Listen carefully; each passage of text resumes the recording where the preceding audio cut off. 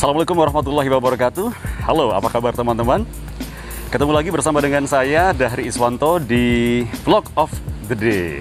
Nah, dalam rangka memperingati Hari Santri 2020, di Vlog of the Day kali ini saya berkunjung ke salah satu pondok pesantren Tahfizul Quran atau pondok pesantren penghafal Al-Quran Nurul Quran di Desa Kebulusan, Kecamatan Pejagoan. Dan di video kali ini saya bakal mengajak Gus Lutfi selaku pengasuh pondok beserta istri Ibu Siti Musfiroh bagaimana pembelajaran di pondok Tahfiz Al-Quran Nurul Quran ini. Dan mudah-mudahan untuk inspirasinya nanti bisa memberikan banyak highlight atau memberikan banyak hal-hal yang bermanfaat untuk teman-teman semuanya. Baik teman-teman, saat sekarang ini saya sudah bersama dengan Gus Lutfi dan Ustadzah Siti Musfiroh selaku pengasuh pondok pesantren Tahfizul Quran Nurul Quran yang beralamat di Desa Kebulusan, Kecamatan Pejagoan. Tapi saya ingatkan sekali lagi buat teman-teman yang baru saja menonton channel ini, kalau misalnya video ini dirasa bermanfaat dan Anda suka, silahkan Anda tonton sampai selesai. Setelah itu subscribe channel saya, like videonya, kemudian diberikan komentar dan share jika video ini dirasa memberikan banyak informasi atau pencerahan untuk Anda. Assalamualaikum Gus. Waalaikumsalam warahmatullahi wabarakatuh. Ya, saya sapa juga ya untuk ustadzahnya ya. Ini kompak sekali nih Gus Lutfi dan juga Ustadzah Siti Musfiroh ya. Baik, di kesempatan kali ini saya akan nanya-nanya nih seputar pondok pesantren Tahfizul Quran Nurul Quran. Ini sebenarnya berdiri mulai kapan, Gus? Kalau untuk pesantrennya sendiri ya, sebelum ada Nurul Quran, dulu sudah pernah ada pesantren. Tapi itu zaman Mbah Buyut saya. Jadi sekitar tahun 1850-an itu sudah ada pesantren.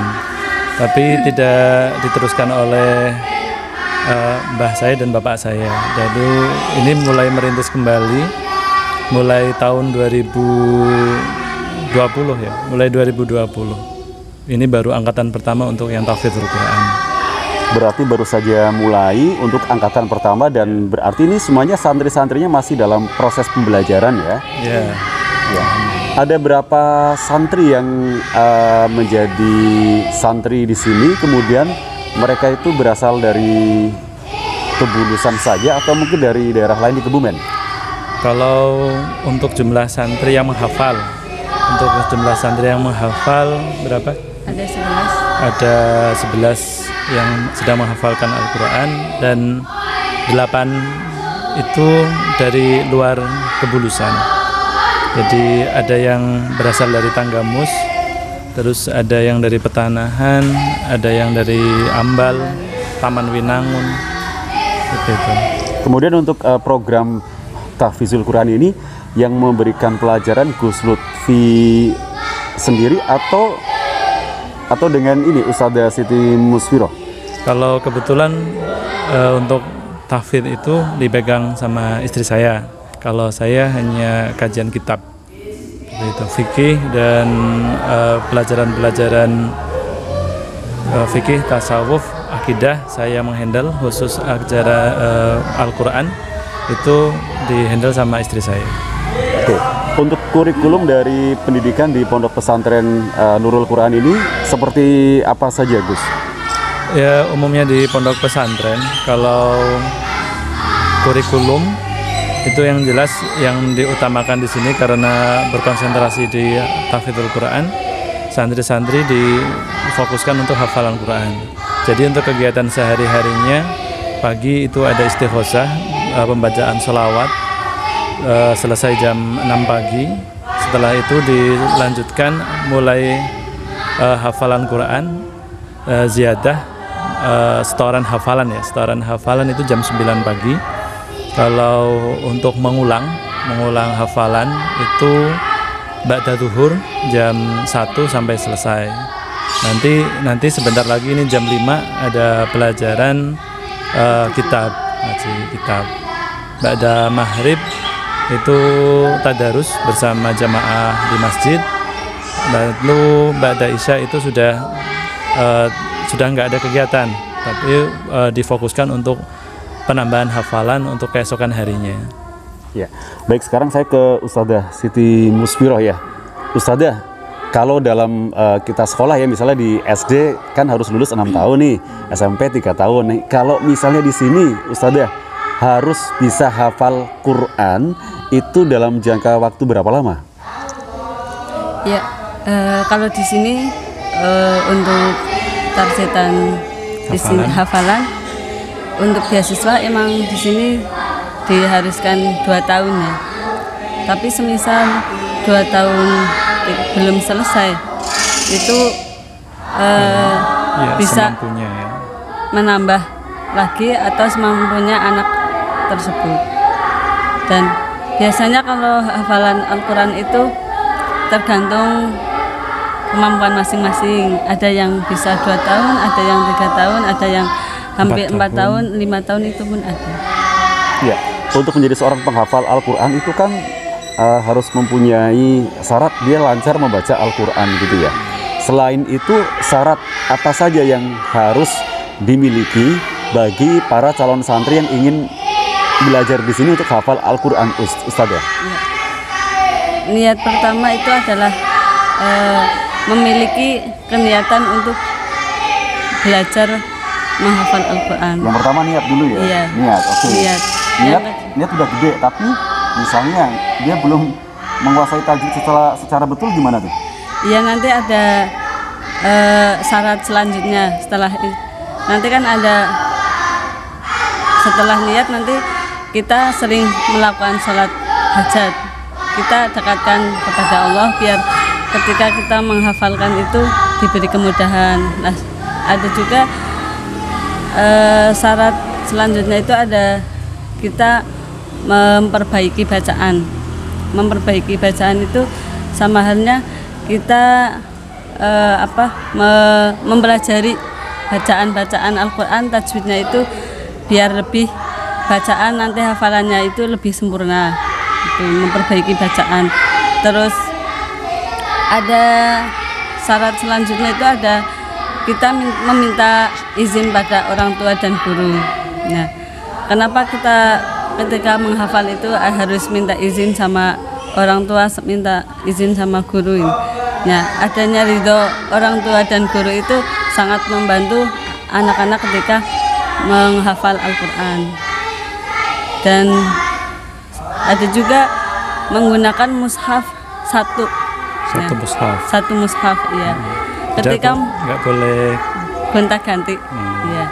Kalau menghafal Al-Quran itu lebih utama menggunakan satu mushaf itu kenapa? Biar kita itu paham letak bacaan atau nanti biar memahami ayatnya itu lebih mudah. Gitu. Kalau misalkan kita memakai Al-Quran yang berbeda-beda atau gonta-ganti itu untuk mengingat daya letak ayat-ayat itu biasanya agak sulit gitu. Lalu selain menggunakan satu mushaf Al-Quran itu ada lagi mengulang atau murojaah, sering melakukan murojaah atau sering mengulang. Nah, ketika menghafal Al-Quran itu sangat penting ketika kita mengulang atau mengulang bacaan itu sangat penting. Ketika membaca itu kita harus sering-sering diulang-ulang sampai 7 kali atau 8 kali atau bahkan ada yang mengatakan sampai 25 kali. Nah, ketika menghafal Al-Quran itu diulang-ulang itu akan memudahkan proses untuk menghafal. Ya, itu yang dilakukan oleh Ustadzah waktu dulu masih ngaji gitu ya? Iya. Terus boleh ya Ustadzah cerita ya, jadi proses awal dulu Ustadzah belajar menghafal Al-Quran itu proses awalnya dulu gimana? Sampai kemudian bisa menjadi seorang hafizah itu bagaimana proses yang harus dilalui? Ya,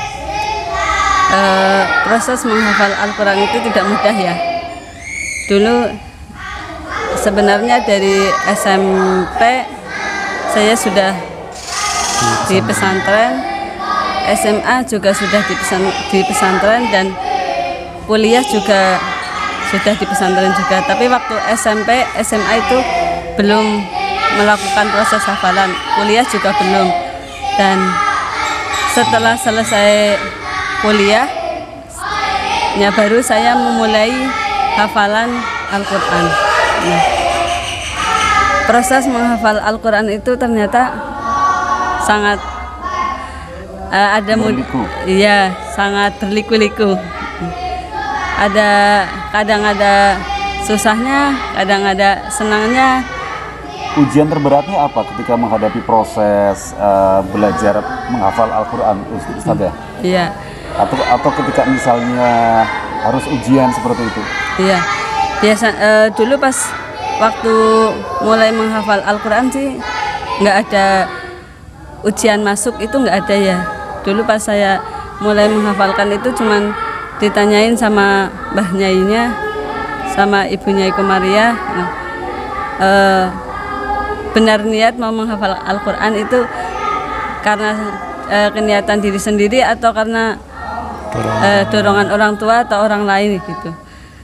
Kenapa kalau santri mau menghafal Al-Quran itu kebanyakan ditanyain seperti itu biasanya biar kalau misalkan mau menghafalnya itu karena keniatan sendiri, itu insya Allah lebih akan mudah. Semangatnya lebih iya, tinggi ya daripada karena dorongan dari pihak luar gitu ya. Ketika nanti ada ujian ketika menghafal Al-Quran pun insya Allah bisa terlewati ya. Dulu berarti termotivasi untuk bisa hafal Al-Quran ketika selesai kuliah gitu ya? Ya sebenarnya waktu SMA itu udah mulai mulai nyicil? Tertarik ya.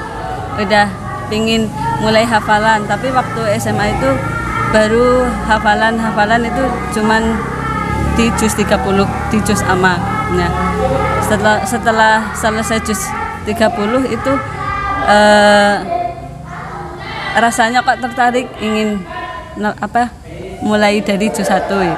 Dan ketika kuliah belum mulai hafalan Al-Qur'annya, dan ketika sudah selesai baru mulai dari hafalan juz 1. Itu bisa hafal seperti itu, sebanyak itu gimana ceritanya Ustadzah? Mungkin ada semacam pemilihan waktu khusus ketika saya harus melakukan hafalan, mungkin di tengah malam ketika sepi atau bagaimana? Iya, emang proses menghafal itu sangat-sangat sulit ya. Ketika menghafal itu sebisa mungkin kita mencari waktu yang khusus ya. Ketika deres biasa di waktu umum sih biasa-biasa aja, tapi ketika kita proses menghafal itu terutama untuk menghafal yang ziyadah atau ngeloh itu biasanya waktu tengah malam itu sangat efektif, sangat bagus buat hafalan. Ya, dulu di pondok pesantren apa Ustadzah? Nurul Quran Buka Teja. Nurul Quran Buka Teja. Terus untuk bisa mendapatkan gelar sebagai seorang hafidhoh, ada pengujinya dari mana? Kemudian ada juga sertifikatnya ya? Ya dulu ketika sudah selesai sampai juz 30, emang ketika mau khataman itu ada ujian tersendiri, yaitu semaan 30 juz ya. Itu semaan 30 juz berapa jam itu? Itu hampir dimulai pagi jam 8-an dan selesai itu hampir jam 10-an pagi. Jam 8 pagi sampai jam 8 pagi. Jam 10 pagi. Iya. Berarti 26 jam. Iya. Itu kan tanpa istirahat atau ada istirahatnya? Itu ada istirahatnya. Ketika waktu sholat boleh berhenti untuk melakukan sholat dulu, dan setelah itu biasanya dikasih istirahat buat makan-makan dulu. Buat Ustadzah Siti Musfiroh, ada pantangan apa saja nih sebagai seorang yang sedang berjuang menghafal Al-Quran? Mungkin nggak boleh jalan-jalan kemana atau apa? Ya, kalau pantangan buat seorang menghafal Al-Quran sih ya, itu Yang sedang menghafal mungkin. yang sedang menghafal mungkin itu biasanya disuruh mengurangi makan. Nggak boleh nonton TV? Iya, nonton TV juga sebisa mungkin jangan. Main HP. Terus main HP juga nggak boleh. Jadi benar-benar diisolasi dari dunia luar dan Iya. segala teknologi ya? Ketika pergi di luar-luar pun juga sebentar itu kalau emang penting sekali, kalau nggak penting jangan terlalu sering keluar-keluar dari pondok. Itu untuk menjaga hati ya Ustazah ya? Iya, iya. Lebih utamanya ketika seorang menghafal Al-Quran itu berdiam diri di pondok dan perbanyak untuk bertadarus dan jangan terlalu banyak berbicara dalam arti untuk mengurangi makan, mengurangi tidur, mengurangi omongan berbicara. Ya mungkin berbicaranya itu yang penting-penting, seumpama ketika berbicaranya nggak penting dikurangi saja kayak gitu. Ya, berarti proses dari belajar sampai kemudian mendapatkan gelar penghafal Al-Quran butuh berapa lama Ustazah? Dulu waktu saya itu 3 tahun, alhamdulillah selesai. Dan ada yang sampai 4 tahun, ada yang sampai 5 tahun. Dan emang rata-rata dulu di pesantren saya ada yang 2 tahun selesai, ada yang 2 tahun selesai. Berarti rata-rata kalau di pesantren itu berapa tahun? Kalau misalnya 4 tahun berarti kan 3 tahun termasuk cepat, 2 tahun cepat sekali. Ya, itu kalau rata-rata berapa di dulu pesantren Nurul Quran di Bukateja? Rata-rata ada yang 4 tahun, 5 tahun kayak gitu. Kalau yang 3 tahun termasuknya cepat kalau di situ. Berarti kalau kuliah itu cum laude ya? Iya. Oke. Kalau dari Ustazah Siti Musmiro ini, tadi kan motivasinya atas dasar keinginan sendiri. Nah, keinginan sendiri itu setelah membaca sesuatu atau bagaimana kan? Kalau seorang penghafal Al-Quran kan katanya itu nanti di surga akan memberikan mahkota untuk orang tuanya kan? Iya. Kalau saya sendiri emang dari niatan aku sendiri ya. Tapi dulu pas di pesantren An-Nur pas waktu SMP saya sering mendengar kajian-kajian dari ustadznya, dari Mbah Kiainya itu tertarik juga ketika orang penghafal Al-Quran itu kelak akan memberikan mahkota kepada orang tuanya di surga ya, dan memberikan syafaatnya ya. Saya tertarik, ya Allah mudah-mudahan saya bisa seperti itu gitu. Jadi waktu itu sering mendengarkan, kemudian berkata dalam hati, dan kemudian Allah tuntun gitu ceritanya ya Ustazah ya? Iya. Mungkin emang kalau ada keniatan baik, meskipun untuk hari ini belum tersampaikan, belum terlaksanakan, suatu waktu tetap insya Allah akan Ada nggak orang yang baru bisa hafal Al-Quran seumuran saya 40 tahun? Kan kalau umur 40 tahun sendiri, kalau saya sendiri itu daya ingatnya sudah sangat lemah. Ada untuk kalau masalah menghafal Al-Quran itu tidak mengenal umur ya. Biasanya ada yang umur 30-an, 4 bulan itu pun ada yang mulai menghafal Al-Quran dari juz 1. Dan dulu pas saya di pesantren itu ada orang yang umur udah 25 ke atas, itu baru mulai. Dan jalan emang ya mungkin untuk prosesnya itu emang lebih susah, lebih lama, karena mungkin udah banyak yang ditanggung itu. Tapi untuk masalah menghafal itu nggak mengenal umur ya, dan nggak menjadi masalah kalau misalkan saya udah umur 30 apa boleh menghafal, apa bisa menghafal, itu enggak. Iya. Kalau emang ada keniatan insya Allah bisa. Di antara sekian juz 1 sampai 30 itu kan banyak surat, ada 114. Itu yang paling berat untuk ngapalinnya itu surat yang mana Ustazah? Kalau Yasin gampang ya? Iya. Dulu pas kalau saya surat yang sulit ya, surat yang sangat sulit di antara surat-surat yang lain itu surat As-Saffat. Kenapa sulit? Mungkin karena Apakah ayat terlalu panjang? ayatnya terlalu pendek-pendek sekali. Terlalu pendek-pendek malah ya? Iya. Kalau ketika ziyadah itu ketika menambah hafalan, kalau menurut saya ketika ayatnya pendek-pendek yang biasanya satu kaca itu ada 5 ayat, 6 ayat, itu ada 15 ayat kayak gitu. Dan emang mungkin harus kalau sering di murojaah, sering diulang-ulang, mungkin kan udah akrab jadi lebih mudah. Tapi tetap beda dengan halaman-halaman atau surat-surat yang lain gitu.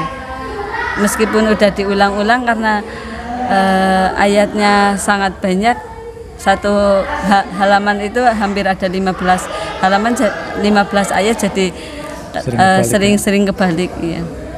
Ya.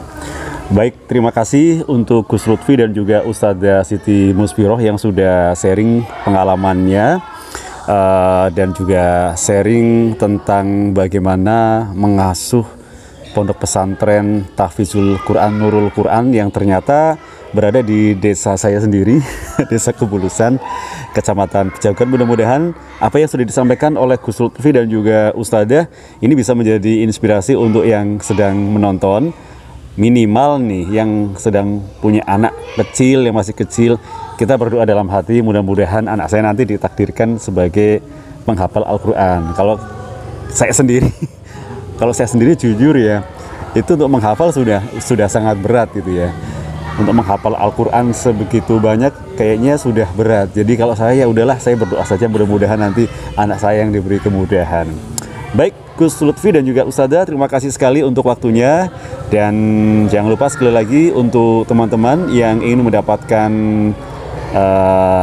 tayangan-tayangan yang memberikan banyak inspirasi, tonton semua video yang ada di channel saya dari Iswanto Inspiring Channel. Dan kalau memang teman-teman merasa sangat terinspirasi dari video-video saya ini, jangan lupa luangkan waktu untuk subscribe channel saya, kemudian di like dan diberikan komentar video-video saya. Dan jangan lupa juga kalau berkenan boleh di share video-video saya yang memberikan inspirasi positif untuk teman-teman. Ketemu lagi bersama dengan Vlog of the Day dengan tema atau konten berikutnya. Terima kasih, saya Dahri Iswanto dan juga bintang tamu saya pada hari ini ada Gus Lutfi dan juga Ustadzah Siti Musfiroh. Kita pamitan. Wassalamualaikum warahmatullahi wabarakatuh.